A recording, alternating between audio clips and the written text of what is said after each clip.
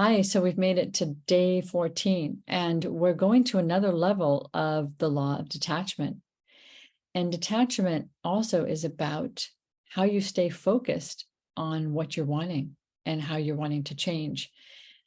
It's hard to change, right? It's hard to do something regularly and to stay in a mindset that's serving you or allowing you to evolve.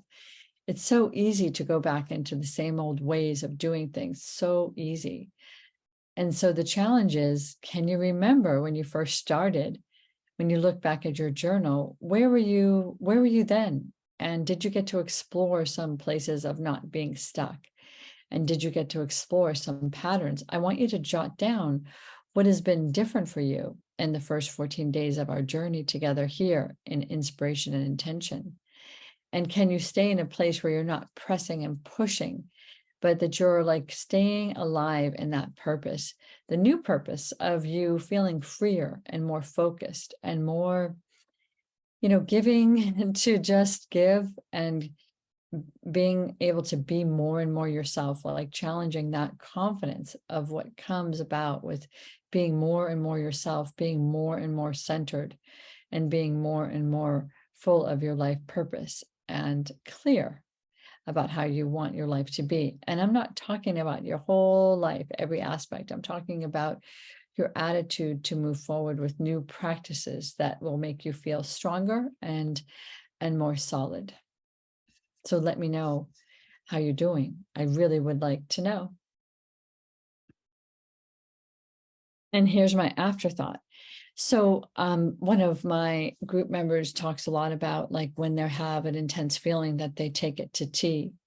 And my challenge for you is if you have an intense feeling or you feel like you're thrown off your path, that you take that for tea and you drink the tea really slowly and give yourself some time to ponder about whether going back to the old pattern or just allowing yourself to visit the old pattern or to visit the intense feeling is enough.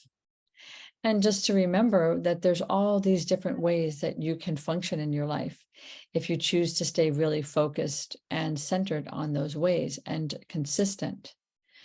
The other part is to be really aware, another trick and tool and technique to be really aware of your environment, like what you're picking up on the day to day.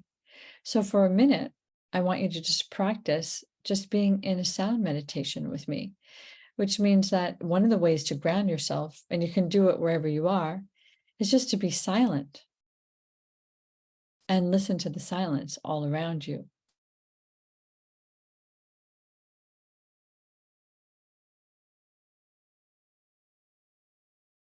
And what are you hearing? And how do those sounds make you feel?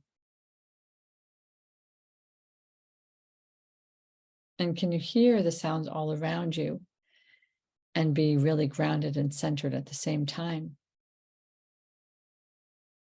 And if anything comes up that's fearful or confusing, take it to tea with you and just pause with it for a minute to see maybe it has something to say to you. Maybe it's that old pattern of thinking or feeling that's coming up, and you get to look at it, question it, and wonder why it's there. So it's the new way of allowing yourself to be in the world with yourself and giving yourself enough space to explore that.